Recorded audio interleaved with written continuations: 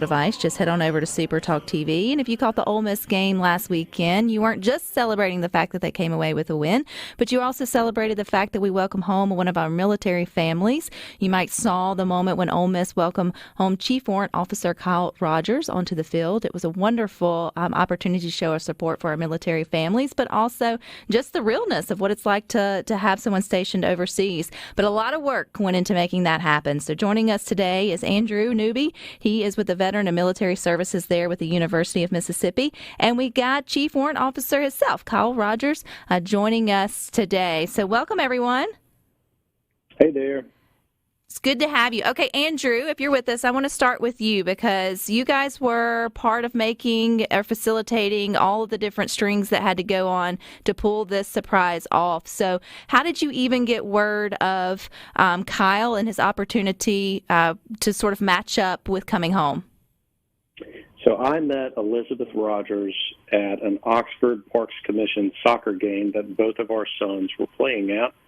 And she had told me that she was a single mom at the moment because her husband was currently deployed.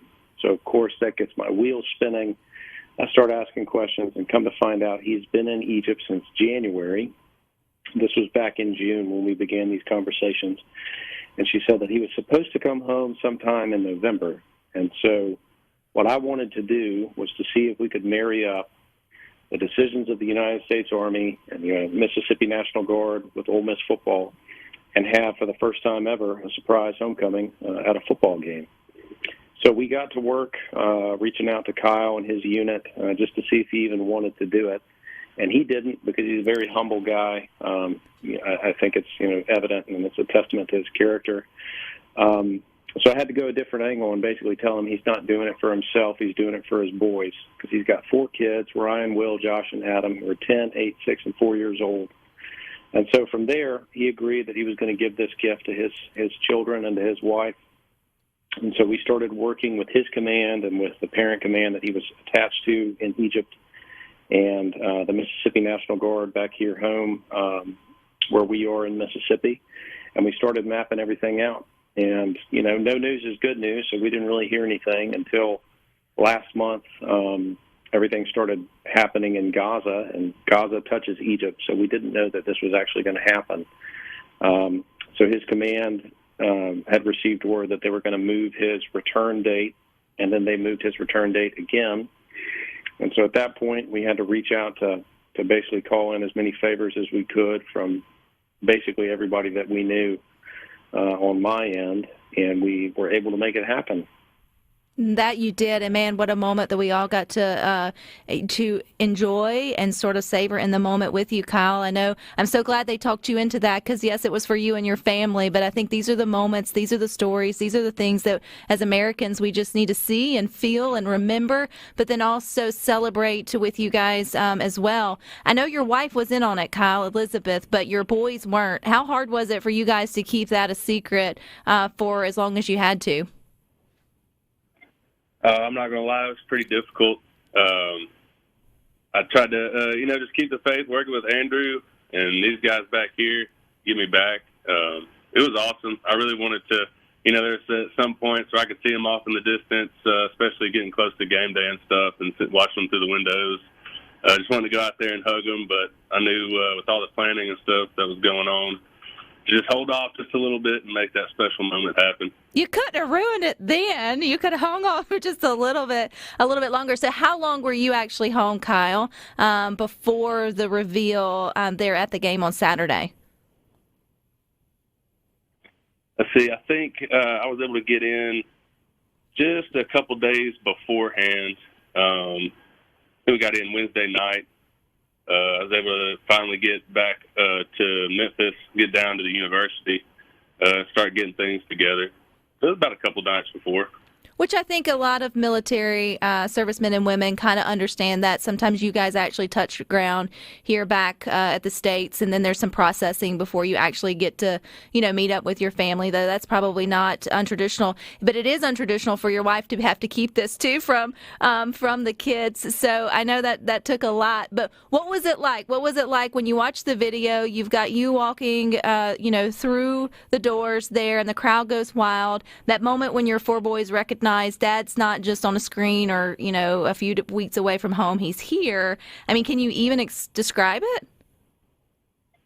Yeah, I'm not one for being the center of attention. So, once I walked out there, it just I saw them turn around. I saw their faces and just started running.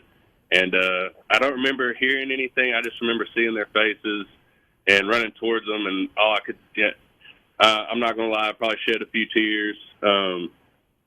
But just being able to hold them, finally squeeze their neck a little bit and kiss my wife, it was amazing. And that's all I can remember. And then I finally recognized that a crowd was there afterwards, started walking back and waving. But it was a wonderful experience, and memories I'll never forget. Well, and two, I think memories we'll also share with you, Kyle. And I think, Andrew, these are important. And it's so cool that you guys all work to make this happen because, yes, this was on a big stage there, at the football game for everybody to sort of see. And there's video footage. But this happens every time, a unit comes home in a smaller capacity, whether it's just running home or whatever it may be, watching them reunite. It's hard not to cry. I'm going to cry now. And it's, we have to be reminded that there's great sacrifice on both sides. Those that go to serve, but also the families who are here waiting for them. But Andrew, one of the biggest things to me is you got Dolly. You got Dolly to sort of help set the stage and welcome them in. How did you pull that off? Well, I like to shoot for the moon with pretty much anything that I do. So part of Ole Miss Wish, which is the program that this encapsulates, is that I work with military families whose kids have life-threatening illnesses or their parents are deployed. And so I canvass the families to kind of see what they're into, what they're interested in. And Elizabeth, for 10 months, she had been doing absolutely everything by herself. And she's got 4 boys, and they're just boys. They're not, none of them are, rowdy or rambunctious. They're just boys. And she homeschools them. And so I asked her just off the cuff, are you guys a part of Dolly Parton's Imagination Library? And she said, yes, of course. All the boys have been doing it. And so we've got a 10-year-old, an 8-year-old, a 6-year-old, and a 4-year-old. And so that means for the last 10 years, the Queen herself has been sending books to the Rodgers family. And so we had Dolly here in Oxford, I believe it was this last year, and I thought, you know what, I'm just going to give it a shot. So I reached out to some folks here on campus who I thought could at least get me pointed in the right direction, and they connected me to a gentleman named Sam Haskell, who is God's gift to this entire project, because he was the one that basically made it happen and said, here's what we're going to do. Here's how we're going to ask Miss Dolly what she wants, and we're going to see if we can make it happen. And then I got this video that everybody got to see on Saturday, and I was just blown away because, she's as charming and delightful as you would imagine her to be. But getting to loop her in on that kind of served, a couple of purposes. I wanted the day to get progressively better for the boys. So they come to campus in the morning. They sign a proclamation with the chancellor and the provost and myself to make the Ole Miss Wish kid, or kids in this case, kid presidents for the weekend and honorary lifetime members of the Student Veterans Association here on campus. Then they got a private campus tour from Mr. Ole Miss. Then we had lunch at the football facility at the Grill at 1810. Then they got to tour privately the new Manning Center, and then they got to connect with the football team that night at the Inn at Ole Miss through the work of Kirk Purdom and all those wonderful folks over at the Inn at Ole Miss. And then Saturday they got to lead the Walk of Champions with Juice, and then they got to go shoot the cannon when the team ran out of the tunnel. And then they got to go out on the field, and then there's Dolly Parton, and she's telling them that Veteran and Military Services is going to send them to Dollywood whenever they want to go. And then, I wanted there to be this pause to where everybody was like, well, I guess Dad's not coming home. And then out of nowhere, right past the Chucky Mullen statue, here comes Chief Warrant Officer 3 Kyle Rodgers running as fast as he can in front of God and everybody. And it was just absolutely amazing. It absolutely was amazing. And Kyle, again, I know you had your reservations, but as someone who got to view it and enjoy it, thank you for allowing us to celebrate your homecoming with you and your family. But let's be honest, are your kids more excited about seeing the Ole Miss football game or getting to go to Dollywood? I mean, it's a tight race. They definitely enjoyed being down there and seeing the football players, at ground level. But we've been talking about Dollywood for just about all week now about what we want to do. So Yeah, that's okay. It's going to be, I hope you and your family have the best time. Thank you so much for your service. Andrew, thank you for all you do for all the veterans and the military families there on campus and beyond. It's just a wonderful thing, and I appreciate both of your time today. Absolutely. Thanks so much for having us. Just thanks to the Rodgers family. Thanks to everybody that made this happen.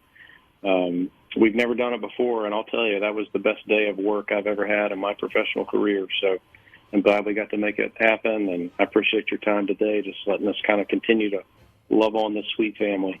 All righty. Well, our pleasure. And we'll put the video in the Good Things Facebook group for anyone who hasn't gotten a chance to see it. We'll share that from the Ole Miss Facebook page. But stick with us. We got more good for you coming up next.